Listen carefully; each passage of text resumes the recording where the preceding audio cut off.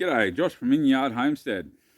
All right, well, today's video, I'm going to take you around for a tour of the camp, what's been going on, like the garden sort of side of things. So now that it's cooled down a bit, it's able to start growing a bit better now. We've had a bit of rain, which has been awesome. So I've collected some in the tank, and it's given me enough rain, to get some crops in. So which has been great. But there has been a bit of bad news as well around camp. I did lose my turkey, Tom, and I did lose 2 guinea fowl to the big cat, the cougar. I heard the guinea fowl going off one evening, and so I raced out thinking it was actually a fox, and I was going to scare her off like I had done before. But no, I seen the cat going off with the guinea down away from the camp, and yeah, birds were going everywhere. I managed to save the chickens that night, and the next day 4 guinea fowl came back. So I've only got the 4 guinea fowl now, and the 4 chickens. But I've reinforced all that. So the guineas are now safe. The chickens are down in the dog cage in the tent. I'm actually going to process the larger chickens because they've been eating their eggs, and I haven't been able to get them out of it. So they'll be getting eaten themselves, and I'll get a new lot of chickens in. The only chicken that will stay is Chicken Little, because she's more like a pet than anything. Let's go take a look around. And so starting at the front of the hut, you can see that the water tank, the level's up just past halfway. So that was a good amount of rain that we had. The other tank, that hasn't got much in because the guttering, I've noticed, is not level, and most of the water falls into this tank. But that's okay, because I've got a 12-volt pump. Like when this one here gets too full, I can transfer water over into there and let that one fill up again as well. So I've been cleaning up around this area to make it more fire safe when it does come to summer as well. And I've collected all the good jam wood. It was quite surprising how much dead wood is laying around in here. So this will make it a lot safer through here, give a bit of a fire break from the hut. So this is all good firewood that I'll use for cooking. That's jam wood, which you may have seen in some of my cooking videos that I use for the smoke. This wood here is just all the rubbish wood that I've been making biochar out of. So, and there's another pile of wood which is good for firewood as well, sit around. But I've been using the drum, and I don't know how this is gonna, I don't know if that's picking up or not. Let's see. The sun is in a, oh, that's heavy. Oh, there we go. You can see that a bit better. So I've been making biochar out of that to improve the soil. And there's Miss Mooka. Oh, there's a spider trying to climb on the camera. So also I've been filtering out with the shade cloth in the bucket, and using the biochar liquid too as a liquid fertilizer. So I've got a little rosemary bush growing in here. This is a pink flowering variety, and just up here is a fig tree, a little fig tree just in there. And then all this area you can see, I know it's a bit shady, you can see the biochar. I've put that down, but this is a mixture of just like native, like wildflowers, weeds, like there's a lot of wild oats, but I've left the wild oats because that'll be good for mulch, and you don't want bare dirt. Like bare dirt is no good. So I'm trying to get a good cover crop through here. So I've just planted heaps of different things in here to see what will grow and what will naturalize as well. So like there's radishes and pak choy or bok choy. I can't remember which one. I think it was bok choy actually, which I think that I think that might be some there. And there's buckwheat coming up, and there's carrot seeds planted throughout here. Potatoes, I know there's purple potatoes there, and I've even planted onions, Hebrew brown onions in here, and I've also got some lentils in here. Oh, there's a mix of all sorts of stuff in herbs and stuff as well. So I'm just going to see what will naturalise. There's fenugreek, purslane, like, yeah. So if I can, oh, I've got to stop bumping the stand. So that one over here, that's a lime tree, kaffir lime tree, and around the bottom you can see the green grass. That's winter rye and popping barley. And I've got a couple of sweet potato. There's one there. I have planted just here, I think it was, the Egyptian walking onions as well. Got in this, along this swale here, I got the curry tree. That moringa tree is not doing too well. It's lost all its leaves. I'm not too sure what's going on with that one. He's not happy at all. But I've got this moringa tree here. It's doing okay. His leaves have gone a bit yellow. I don't know if the cold affects them or not. But yeah, it's still going all right. And then over here, I've got the potatoes. Some new ones are coming up. These ones are just finishing off by the looks of this. So I'll be able to dig around and pull out a couple of those and try not to disturb the other ones. I've got some onions that I missed from last year which re-sprouted up. So I've got three have come up in here. I haven't planted anything else out here. So the guineas are up there. I don't know if you can see. They haven't got them out today. They've been locked up today. They come out yesterday, but I've got a heavy duty mesh across the door wide on. It's a bit of a pain having to open it up and all that every day, but at least they're safe from the cat.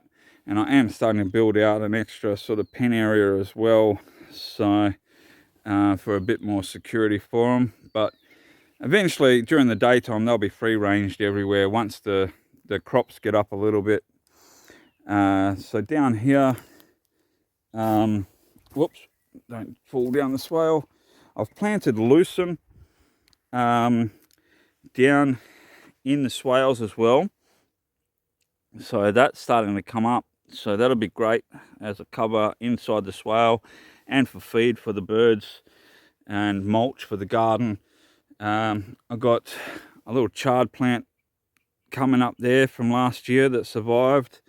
There is in here somewhere, I did plant some walking onions as well. Actually, I think they're just down there.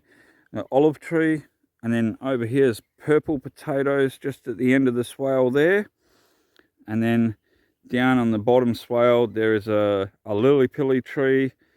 They're great for making like jam. That's a native bush tucker one from over east, so that'll be good. Nice shade tree as well. Another sweet potato down there, and the native plum here. I am digging out a bit of a dam area down out here as well to catch more water. Like, water is so crucial out here, so it'll run down and come down and catch in here, then overflow and then keep going out as well.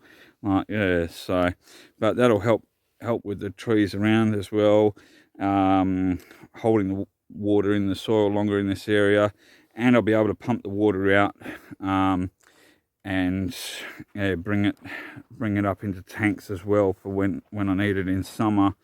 So yeah, this area is doing really good. Starting to come up now. Over here I've started a bit different sort of style through here. Instead of the swale method, well, it's still kind of a swale method, I've done these little horseshoe shaped swales and then planted the tree inside so they get more water, because this is very sandy soil. The water just runs straight through it and doesn't hold there for long. So I've got the mulch around as well. Eventually, once the little seedlings come up in here, this one here I've planted carrots in. So they'll get up and I can mulch around them. But this is an olive tree again, another olive tree. And then I've got down in this little one here, I've got pomegranate and a sweet potato, and I've planted mini turnips in here as well. I think only 2 or 3 have come up so far. But this is, well, I've mulched this. Firstly, I've put down underneath the sand, there's logs, and then the sand's been put over the top of the logs, and then I've put all the sticks around like this to stop erosion, and then on top I've put lupin straw and to hold the moisture even more as well. So in this one here I've got this is a native peppermint tree. It's not good for eating or anything like that, but it'll be a good support tree for shade and mulch. And around the base of this one I've planted collards. I think that's all I planted in that one, collards. So this one here that's battling along here, hopefully it sort of, the bugs seem to love it. Well, so do the guinea fowl. That's a sandpaper fig and a sweet potato here, and I've planted mini beetroot, mini globe beetroot, and I think I planted some chard in here, or silver beet, not silver beet, spinach I think as well. And in this one here, I've got another olive tree. Whoop, focus. Got another olive tree, and around the bottom I've got a heap of snow peas. They're only the bush variety, they're not the climbing variety. And I've also got, I think, black Spanish radishes are coming up just on the outside. But I've put all the biochar in as well.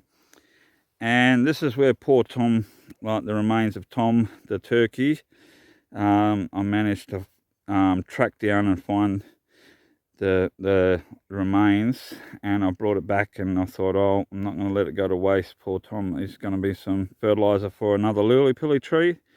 This is a blue lily-pilly. The other one is just a normal red one. So I've still got to put the sticks around and the char on top. There is char underneath as well. And then I'll plant something else, maybe some more lentils, I think, around the bottom of that. So that's around the within the camp area. I have got a couple of fields that I've planted out as well that's just going to solely rely on the rain, and pray that we get enough rain. I've put in, well, let's go take a look. So up at the field, I can see just in the bottom of the camera, there's the fencing. That's just one of those portable electric chicken fencing. I haven't got the electric part on, it's just the fence part at this stage. If the roos do start to cause some problems, I might turn it on, or even worse, pigs. I will turn on the electric part. But I'll swing you around so you get a better look. So here we go. So this is a 60-meter net, netting. So it's a pretty good size area. So in this one here, you can see the rows are starting to grow now. That little bit of green tinge in there. See the green lines through here. That's all barley, this patch here. And then up further, up on the top here, on the outside of the fence, I've planted oats. That's just to see, yeah, if I can lure in some animals, particularly goats, to come and feed on the green. Hopefully keep the roos out of the barley section, and have something that grows on there. And if I do get a harvest out of it, like I can make it into hay for the chickens or guineas, or for mulch. I don't know if it'll get to the actual getting seed or not. I don't know yet with the wildlife, but we'll soon find out. And then up the top here, I'm building a hide to see, yeah, if there does get any goats come in, I've got a perfect position where they're not going to see me, and I'll be able to, yeah, get them with the bow. So, and that'll give me meat as well. So, because I'm totally trying to get off, buying meat again and just going back to hunting and raising again. And then I've got another field on the other side which hasn't come up yet, and that's a little bit about the same size, maybe a little bit smaller than this one maybe. I haven't really pasted out, but yeah, that's barley again also. So the barley I'm growing is a heirloom variety barley, and it's really a great versatile crop barley. You can use it in so many dishes. This one can be popped, a bit like popcorn. It doesn't fluff up like popcorn, but it'll pop like a trail mix, or you could use it like a cereal, make beer out of it. You can make flour and make bread and other cakes and things with the flour. You can mix the flour in with other flour as well, because barley flour is a lot more dense and it doesn't have a high, it's got gluten, but it doesn't have a high gluten like wheat flour as well. So you might need that gluten to have a good doughy bread or something like that. But it's perfect for, you can make pancakes, all sorts of things. Like it's a good, like you can make it, yeah, stews, everything like that. So that's one reason I grow barley, because it's yeah, such a versatile crop. You can do so much with it, and then I'm hoping next year to get another variety and grow that too. So a hulless variety. This is a 2-row popping variety. Beautiful. Yeah, it's a trail mix. That's the only way I've tried it, as a trail mix so far. But this year I managed to put in a lot bigger crop, so I'll be able to do a lot more with it. So I'll be able to try and make a little bit of flour hopefully, and do a few more things. But I do want to expand the growing again later on, so, and grow more if I can, just so I've got a good supply. But this will be interesting to see what I put in, to how much seed I can collect for next year, and also how much food I can produce just from this sort of small area. Anyway guys, that wraps up the tour of the camp area. Until next time, get going, get growing, and God bless you guys.